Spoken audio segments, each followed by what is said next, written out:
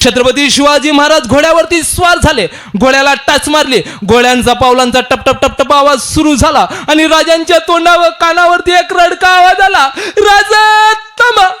राजांनी घोडा थांबवला, पाहिलं कोणी दिसेना, पुन्हा घोड्याला टाच मारली, घोड्यांचा पावलांचा टपटप टपटप आवाज सुरू झाला, पुन्हा रडका आवाज आला, राजा थांबा. राजांनी घोडा थांबवला, दिसला दूर अंतरावरती एक म्हातारा, डोक्याला टक्कल पडलेली होती, धोतर फाटलेलं होतं, कपडे मळलेले होते. राजांनी त्या म्हाताऱ्याला उचललं, दरबारामध्ये हजर केलं. राजांचा दरबार तुडुंबासा भरला होता. मासाहेब जिजाऊ दरबारामध्ये विराजमान झाल्या होत्या आणि मासाहेबांनी विचारलं, काका काय झालं? म्हातारा धावत धावत आला आणि मासाहेबांचे पाय पकडल्याने सांगता झाला, मासा घात झाला. मासाहेबांनी विचारलं, काय झालं काका? मासा, माझी पोरगी रस्त्यानं जात होती मासा, माझी मुलगी रस्त्यानं जात होती मासा, आणि माझ्या पोरीवरती रांजेगावच्या पाटलाची नजर पडली मासा, आणि रांजेगावच्या पाटलानं भर चौकामध्ये माझ्या पोरीची आबरूची बेआबरू केली मासा. त्यावेळेस मासाहेबजी जाऊ म्हणाल्या, रांजेगावच्या पाटलाला दरबारामध्ये हजर करा. रांजेगावचा पाटील दरबारामध्ये हजर झाला.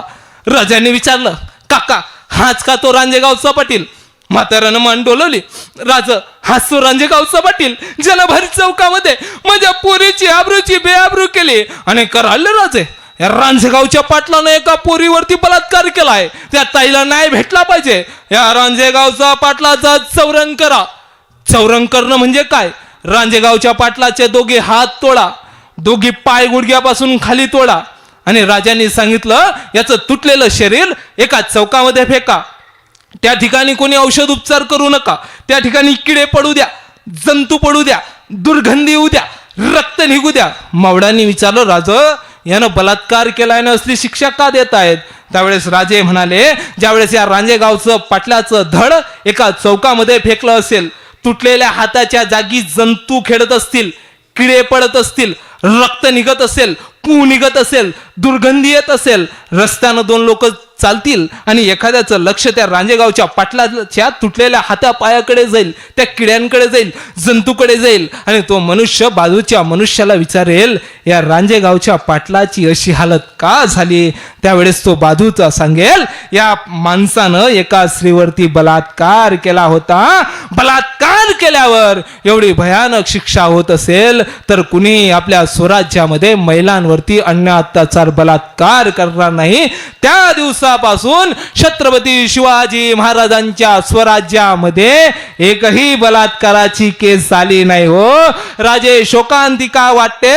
तुमचा एवढा एक नियम राजे, तुमचा एवढा एक नियम जर आमच्या भारत सरकारने राबवला असता तर या महाराष्ट्रामध्ये कोपर्डी सारखी, या देशामध्ये चेन्नई सारखी, आणि 2 दिवसापूर्वी डोंगराळे सारखी घटना या महाराष्ट्राच्या मातीमध्ये झालीच नसती दादा.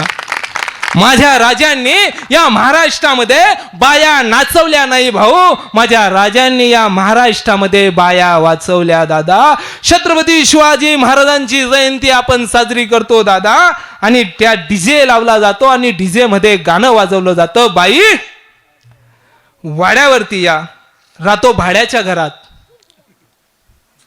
दादा कोण आहे ती बाई? या बाईचा शोध मी लावला. दादा कोण आहे ती बाई? एक काळ्या देशामध्ये असा होता, रस्त्यानं चालणाऱ्या माणसाला पाण्याची सोय होत नव्हती, रस्त्याला चालणाऱ्या माणसाला कुठेतरी पाणी मिळत नव्हतं. त्यावेळेस रस्त्यानं चालणाऱ्या माणसाला प्रत्येक ठिकाणी पाण्याची सोय व्हावी म्हणून संबंध महाराष्ट्रामध्ये जागोजागी ज्यांनी विहिरी खोदल्या आणि माणसांना पाण्याची सोय केली ना, त्या आयल्या देवी होळकर एक बाई होत्या दादा. नेमकं आम्ही वाड्यावरती बोलवतोय कोणाला? ज्या छत्रपती शिवाजी महाराजांचा जयघोष या ठिकाणी चालू आहे, त्या छत्रपती शिवाजी महाराजांना जन्म देणाऱ्या मासाहेब जिजाऊ एक बाई होत्या दादा. नेमकं वाड्यावरती आम्ही बोलवतोय कोणाला? दादा एक काळ या देशामध्ये असा होता, स्त्रिया चूल आणि मूल या पदापर्यंत मर्यादित होत्या. या समाजाचा विरोध केला, समाजाचं शेण सहन केलं, समाजाच्या शिव्या सहन केल्या. मुलींना शिकवण्यासाठी जायच्या तर कुठून तरी भिरभिरणारा दगड यायचा, धक डोक्यावरती आदळायचा, रक्त रक्ताची चिरकांडी यातनेचा कल्लोळ उडायचा, पण इथल्या महिलांना शिक्षण दिलं ना, त्या सावित्रीबाई फुले एक बाई होत्या ना भाऊ. नेमकं वाड्यावरती बोलवतोय कुणाला? दादा, लहान असायचं, झोप लागायची नाही. रात्री झोपताना जी तुम्हा आम्हाला झोपताना रामायण महाभारताच्या गोष्टी सांगायची ना, ती तुमची माझी आजी एक बाई आहे. नेमकं वाड्यावरती बोलवतोय तरी कोणाला? 9 महिने 9 दिवस ज्या माईनं आपल्याला तिच्या पोटामध्ये वागवलं, आपण माईच्या पोटामध्ये असताना आईच्या पोटाला लाथ मारली, पण मायेनं पोटावरती मायेनं हात फिरवला. तुम्हा आम्हाला जन्म देणारी तुमची माझी माय एक बाई आहे. नेमकं वाड्यावरती बोलवतोय तरी कोणाला? अरे रक्षाबंधनाला जी तुमच्या हाताला राखी बांधते ना, ती तुमची आणि माझी बहीण एक बाई आहे भो. नेमकं वाड्यावरती बोलवतोय तरी कोणाला? देवा ब्राह्मणाच्या साक्षीने आपण 9 फेरे जिच्या सोबत घेतो ना, आणि उभा संसार ज्या मुली सोबत करतो ना, ती तुमची माझी बायको एक बाई आहे दादा. नेमकं वाड्यावरती बोलवतोय तरी कोणाला दादा? आता तरी या गोष्टी बंद झाल्या पाहिजे. छत्रपती शिवाजी महाराजांचा महाराष्ट्र, आणि या महाराष्ट्रामध्ये दर 3-4 दिवसाआड कुठेतरी बलात्काराच्या गोष्टी ऐकायला भेटत आहेत. कधी कधी प्रश्न पडतो आम्हाला, हाच तो जटायू पक्षाचा देश आहे का? एका पक्षाला कळत होतं की प्रभू रामचंद्रांची बायको सीतामाता हिला रावण पकडून घेऊन चालला, सीतामातेची आबरू वाचवली पाहिजे. त्या जटायूला कळत होतं माणसांपेक्षा पक्षी या देशामध्ये श्रेष्ठ झाले, माणसं निर्दयी झाले. अरे एखादी मुलगी, एखादी स्त्री, 100 कुत्रे असू द्या, 100 कुत्र्यांमध्ये त्या स्त्रीला मुलीला सोडा, त्यांच्या आबरूलाही धक्का होणार नाही. पण 5 माणसाच्या झुंडमध्ये आज स्त्री सुरक्षित राहिली नाही दादा. आम्हाला प्रश्न पडतो, आज त्याच ज्ञानोबा तुकोबारायांचा देश आहे का, ज्या महान संतांनी या महाराष्ट्रामध्ये चमत्कार दाखवला, आणि त्याच संतांच्या राज्यामध्ये आपण जन्माला आलो, आणि या राष्ट्राला आपण आता बलात्कार दाखवतोय? अरे थोडी तरी माणुसकी अंतकरणामध्ये ठेवा. आपण छत्रपती शिवाजी महाराजांच्या महाराष्ट्रामध्ये जन्माला आलोय.